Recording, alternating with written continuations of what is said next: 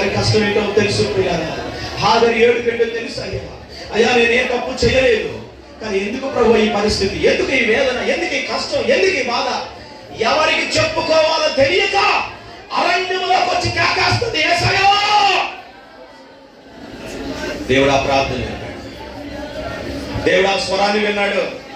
నేను నమ్ముతున్నాను చెల్లి, నీ స్వరం దేవుడు విన్నాడమ్మా. తల్లి, దేవుడు నీ స్వరం విన్నాడమ్మా. అన్నా, దేవుడు నీ స్వరం విన్నాడమ్మా. పెద్ద వయసులో ఉన్నవారు గారా, మీ స్వరాన్ని దేవుడు వింటున్నాడు. ఏదో ఒక అద్భుతం నీ కుటుంబం పట్ల ప్రభు చేయబోతా ఉన్నాడు. ఎంతవరకు నువ్వు పడిన పాటలు, ఎంతవరకు నువ్వు కడిన కార్చిన కన్నీరు, ఎంతవరకు ప్రయాసపడిన ప్రయాస, ఎంతవరకు అవమానాలైనా దేవుడు కొట్టివేసి ముందెన్నడు చూడని ఒక నూతనమైన స్థితిని దేవుడు మీ చేతులకు ఇవ్వబోతా ఉన్నాడు. ఆయన రెండు చేతులు పైకెత్తి హల్లెలూయా హల్లెలూయా. అయ్యా, అవమానించబడిన స్థలములోనే, విక్రించబడిన స్థలములోనే, బాధ పెట్టిన ఎవరు లేరు నాకు ఇలలో, చెప్తారా? ఎవరు లేరు నాకు ఇలలో,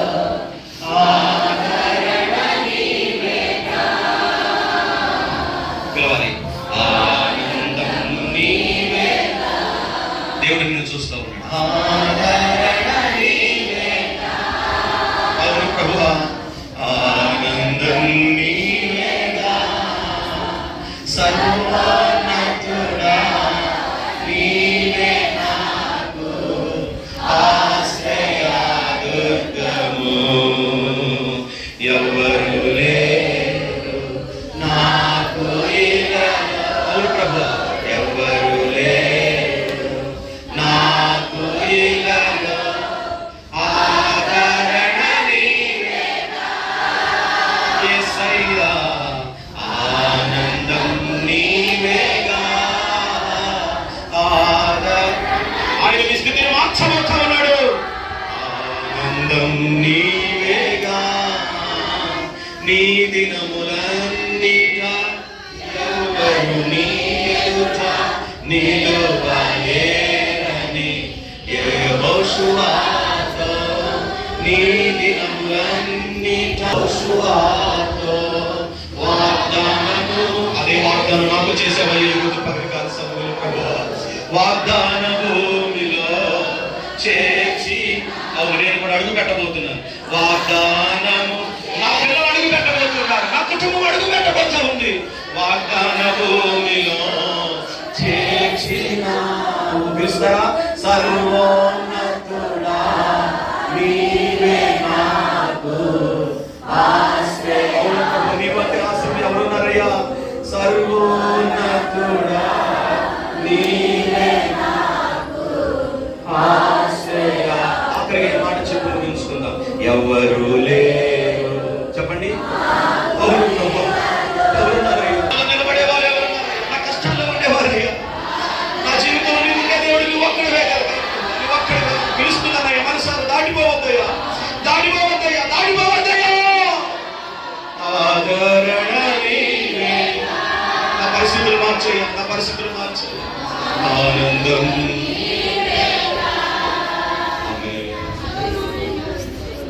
నాన్న మోకరించిన ప్రతి బిడ్డలను సేవకునిగా చెప్పనివ్వండి. ఎక్కడైతే మీరు అవమానపరచబడ్డారో మీ తావు పైకి ఎత్తబోతా ఉంది.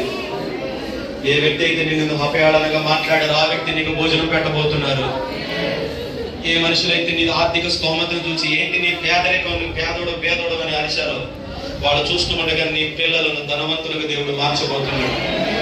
ఏమాత్రం నేను దిగులుకుందని, ఇక వీళ్ళ పరిస్థితి ఇంతేలని నేను చాలాసార్లు అవమానపరిచారేమో, ఏం పర్వాలేదు. నేను ఒక మాట చెప్పలేమండి, ఈరోజు సాక్షాత్తు రాజులకు రాజైన యేసు నీ కొరకు నిలబడబోతున్నాడు. ఆయన నీ కొరకు నిలబడబోతున్నాడు. ఆయన నీ కొరకు నిలబడబోతున్నాడు. ఆయన సాక్షాత్తు నీ కొరకు దిగవచ్చాడు. ఆయన నీ కొరకు దిగవచ్చాడు. ఆయన నీ బాధ్యత ఈ రోజు నుండి ఆయన తీసుకోబోతున్నాడు. ప్రార్థన పరిశుద్ధిగా దయచేయండి బాబు. బిడ్డల ప్రార్థన అంగీకరించండి. బిడ్డల ఆర్తధ్వని వినండి. మా మాట ఎవరు పట్టించుకుంటారు, మా మాట ఎవరు గౌరవిస్తారు? నువ్వు ఒక్కడివే కదా నాయన, మా తండ్రి అయినా మా తండ్రి అయినా నీవే కదయ్యా. నీలాంటి దేవుడి లోకంలో ఎవరున్నారైనా? మా కష్టమైన మనసాలు ఈ రోజు నోరు తెరిచి మందిరంలో ప్రభు నా కష్టం అంతా నీకు చెప్పుకుంటా. హాగరు కొరకు నిలబడినట్లుగా నా కొరకు నిలబడి నేను మోకరించిన చోటని ఆశీర్వాదము ఉబుకుతున్నందుకు స్తోత్రం. ఆశీర్వాదం ఉబుకింప చేయబోతున్నందుకు స్తోత్రం. ఆశీర్వాదం ఉబుకింప చేయబోతున్నందుకు స్తోత్రం. అది నది వల్లే ప్రవహించునుగాక. నీ బిడ్డలు అనేక మందికి ఆశీర్వాద కట్టలుగా ఉండునుగాక. నీ బిడ్డల త్వరలో పైకెత్తునుగాక. నీ బిడ్డల శిరస్సుల మీద జీవ కిరీటం ఉండునుగాక. అపరంజ కిరీటంతో అలంకరించబడునుగాక. వారి కష్ట దినములు పోగొట్టబడునుగాక. వారి దుఃఖ దినములు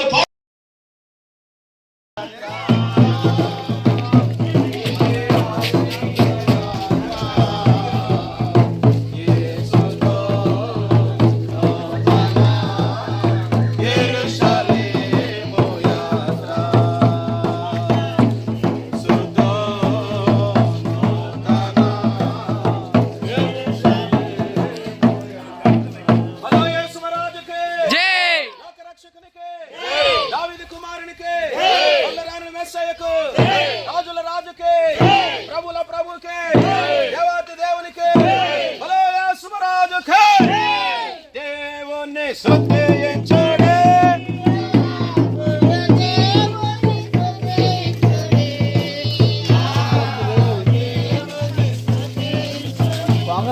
యార్నమ్మ కాళ్ళ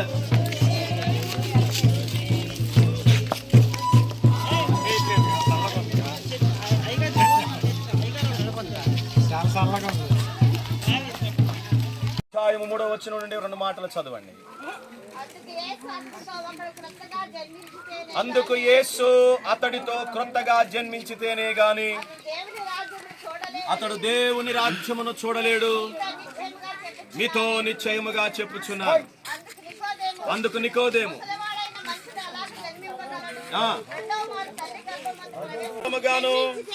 జన్మించితేనే గాని దేవుని రాజ్యములోనికి ప్రవేశింపడు. స్తోత్ర. కనుక ఈ సమయంలో దేవుని వాక్యమును నమ్మి కొన్ని సంవత్సరాలుగా దేవుని మందిరంలోకి వస్తూ దేవుని ఆరాధించి దేవుని సొంత రక్షకునిగా నమ్మి ఈరోజు ఈ ఆదివారము ప్రియులారా జూన్ మాసము 8వ తారీఖు పెంతుకోస్తు దినాన్న జీవితంలో గుర్తుండిపోద్ది. పెంతుకోస్తు దినాన మరి ప్రియా సహోదరి బాప్టిజం తీసుకోవడానికి ప్రభు కృప చూపించారు. దేవుడు వీరిని ఆశీర్వదించి కాపాడును గాక. మరి ఇప్పుడు కలుగుతున్న ఒక పాత్ర, ఏపటా పాత్ర రక్షణ పాత్ర. ఈ రక్షణ పాత్రను రాకడ పర్యాంతము వరకు నమ్మకముగా ఉండాలని, గట్టిగా పట్టుకోవాలని ఒక దైవ సేవకునిగా నేను తెలియచేస్తా ఉన్నాను. ఇప్పుడు నీటి మూలముగా మన బాప్టిజం ఇద్దాం. బాప్టిజం కార్యక్రమంలో ఒక క్రమం ఉంది. బాప్టిజం తీసుకునే వారితో మనం ప్రమాణాలు చేయించాలి. ఒక దైవజనుడిగా దేవుడు నాకు ఇచ్చిన అధికారమును బట్టి వారితో ఇప్పుడు ప్రమాణాలు చేయిద్దాం. కనుక అందరూ కూడా ఈ ప్రమాణాలను ఆలకించండి. ఆయన ఈ లోకానికి వచ్చి ఉన్నాడని నమ్ముతున్నావా? ఆయన ఈ లోకానికి వచ్చి సువార్తను ప్రకటించాడని నమ్ముతున్నావా? ఆయన సువార్తను ప్రకటించి సర్వమానవాళికి అనేక అద్భుతాలు చేసి ఉన్నాడని నమ్ముతున్నావా? ఆయన ఈ లోకానికి వచ్చి మనుషుల చేతికి అప్పగించబడి ఉన్నాడని నమ్ముతున్నావా? ఆయన మనుషుల చేతికి అప్పగించబడి 1 తక్కువ 40 కొరడా దెబ్బలు తిని ఉన్నాడని నమ్ముతున్నావా? ఆయన సిలువలో నీ కొరకు ప్రాణము పెట్టి ఉన్నాడని నమ్ముతున్నావా? ఆయన సిలువలో ప్రాణము పెట్టి నీ కొరకు రక్తమును కాచి ఉన్నాడని నమ్ముతున్నావా? ఆయన మరణించి తిరిగి పునరుద్ధానుడై తిరిగి 3వ దినం లేచి ఉన్నాడని నమ్ముతున్నావా? లేచి ఉన్న యేసయ్య పరలోకానికి వెళ్ళి మరలా తిరిగి 2వ రాకడలో రాబోతున్నాడని నమ్ముతున్నావా? రాకడ పర్యాంతం వరకు దేవునికి నమ్మకముగా జీవిస్తావా? రాకడ పర్యాంతం వరకు సంఘమునకు నమ్మకముగా జీవిస్తావా? రాకడ పర్యాంతం వరకు పరిశుద్ధత కలిగి జీవిస్తావా? రాకడ పర్యాంతం వరకు నీ రాబడి అంతటిలో దేవునికి దశమ భాగములు ఇచ్చి గణపరుస్తావా? నీవిచ్చిన సాక్ష్యమును బట్టి, దేవుడు నాకు ఇచ్చిన అధికారమును బట్టి సంఘం ఎదుటను, దేవుని ఎదుటను, దైవ సేవకుల ఎదుటను తండ్రి కుమార పరిశుద్ధాత్మ నామములో నీకు బయట మూలముగా బాప్టిజం ఇస్తున్నాను.